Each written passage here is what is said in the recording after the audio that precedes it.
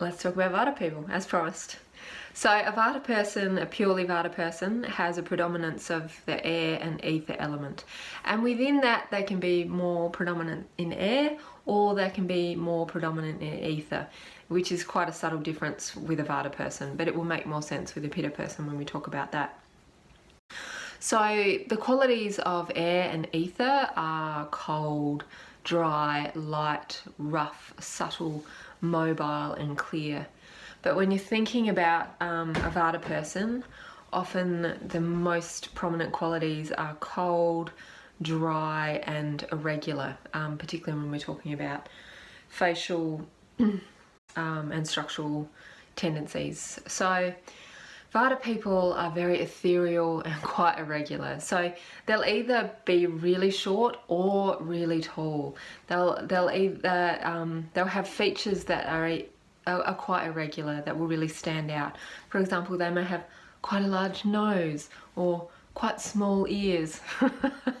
I am Vata Pitta, that's my constitution, so I might use myself a little bit for some of these Vata type examples. So Vata people, because they're ethereal, there's not much to them. So they can't contain anything. They can't contain energy, they can't contain weight, and stuff. Everything just moves through them like the wind through space. So they tend to have quite slight light frames and have difficulty keeping weight on. They will have a tendency to be quite flat-chested and maybe a little bit bony-chested. They'll tend to have quite prominent limbs, so they might have really long limbs, and then as part of their long limbs, so their joints might be quite prominent. They might stick out, so they might have big elbows or big shoulders or wrist bones, you know, just boniness, bony prominence. They'll tend to have quite long fingers as well. That gives them a bit of a etherealness, and when they move their hands, it might be a bit, you know, ethereal. They will have irregular facial features, so they might not be quite so symmetrical. One side of their face might be a bit lower than the other, or, you know, not perfectly symmetrical. They tend to have quite small ears and hardly any lobes, like not much flesh on their lobes at all. And again, the nose can be either quite small and cute little button nose, or larger, like a irregular. They'll often tend to have sunken eyes, a bit of sunkenness in that area. They'll tend to have light, scanty lashes, not really thick, lustrous lashes. They'll have usually bluish, greenish, sort of lightish coloured eyes, or sort of a matte browny coloured eyes. Here we go. Vata eyes are clear, black, brown, grey, violet or slate blue. But the main thing is the gaze is more interesting than the eyes themselves. They'll often have a bit of a looking off into space type gaze, not like a real intensity to their gaze, but a bit of a spacious gaze. Sometimes their eyes might be moving in slightly different directions. They might not be exactly symmetrical. They might be just slightly off. And their hair is usually a bit dry. It can be curly, it can be frizzy, a little bit brittle.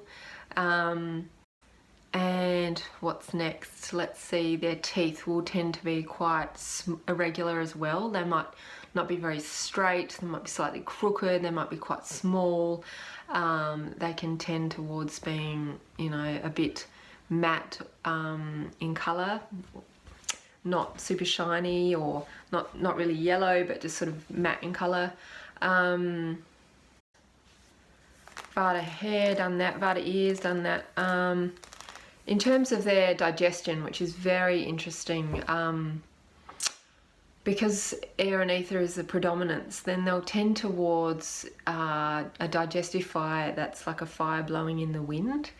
So they will have a tendency towards weaker digestion, food sensitivities, gas formation, pain, griping after eating, because they're prone to dryness. They'll also be prone to dry constipation, or because they're also prone to stress and anxiety and nervousness more easily than any other constitution. They may also have a tendency towards loose bowel motions due to that sort of nervous movement, and just, you know, generally just things moving through them can be really common. They have an amazing intelligence, like this really creative spatial intelligence. So classically, Vata people are seen as sort of the fringe dwellers of society, the bohemians and the artists who observe what's going on in society and create commentary on it, I guess, so that either they paint or they sculpt or they write poetry or poems, or that's poetry, plays, just comment on society that they're observing rather than being right in it amongst it all the time, because they're very sensitive as well. So ether is related to the ears and to hearing, so they have a real sensitivity towards intensive situations. So lots of sensory input, it can be quite overwhelming for Vata people generally.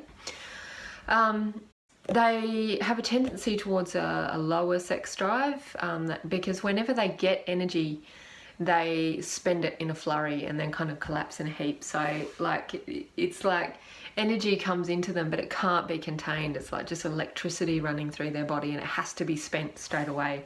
It's the same with money. Whenever they make some money, they need to spend it straight away. They're not great at finishing projects because they tend to get distracted and divided and get excited about the next shiny thing. It's a little bit like this. That's very Vata. If you have people who wiggle a lot, you know, wiggle their legs, when it's like electricity running through them that just has to be expressed, that's a very Vata-y thing as well.